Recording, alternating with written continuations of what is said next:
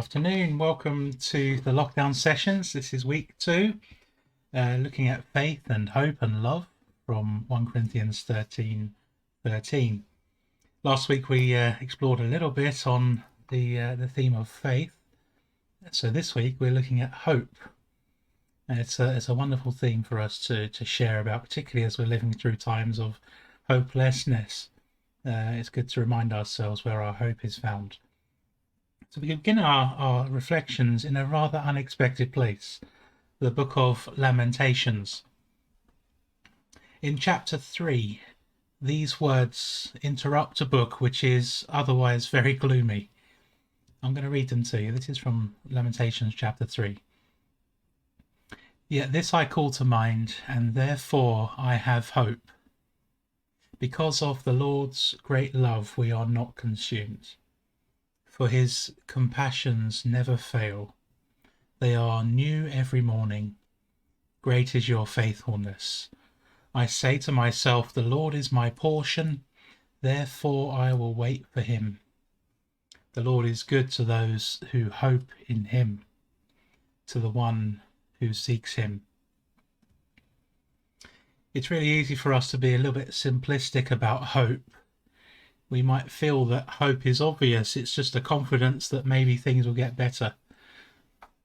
But hope is so much more mysterious a thing than we often imagine. The verses that I've just read to you are often lifted out of this book and used to bring us comfort, and in some ways that's okay. But if you read on beyond those verses, you'll realise that's not where the author's going with that. The whole Book of Lamentations is set in the context of tragedy, and all the various characters take aim at God and they complain that he has abandoned them. It is a book that's so full of despair and confusion and loss that amidst all of this trauma, the author bursts out with these unexpected words of hope. He says, because of the Lord's great love, we are not consumed, for his compassions never fail. Hope interrupts the author's suffering. It arises unexpectedly, almost from nowhere.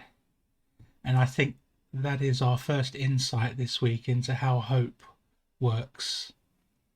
Hope comes up within us when we least expect it. And it gives us a glimmer of light in the darkness of our suffering.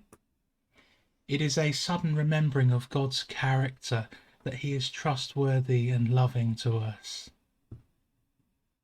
This year has been so challenging for us, for the whole world. It is a heavy time to be living through, and we might very well feel abandoned, confused, full of anxiety and doubt. But in the midst of these sorrows, hope can spring up within us, often unexpectedly.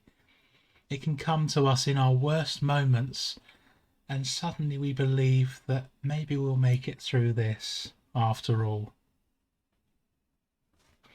When he's almost ready to throw in the towel, our main character in chapter 3, he is reminded of the steadfast love of God, and that his mercies are new every day, every morning. And for a moment all is well. Hope remains, Paul would argue. Hope remains because God's character doesn't change. And whatever the realities of life now, there is always the possibility of something new breaking in. And as Christians, that hope is also grounded in the ultimate interruption in history, which for us is the resurrection of Jesus. God overturned death with life and has given us eternal hope. And so as we struggle through our own times, we watch out for those moments of hope. And when they arrive in your life, may they give you respite from the struggles and a real deep sense of peace within.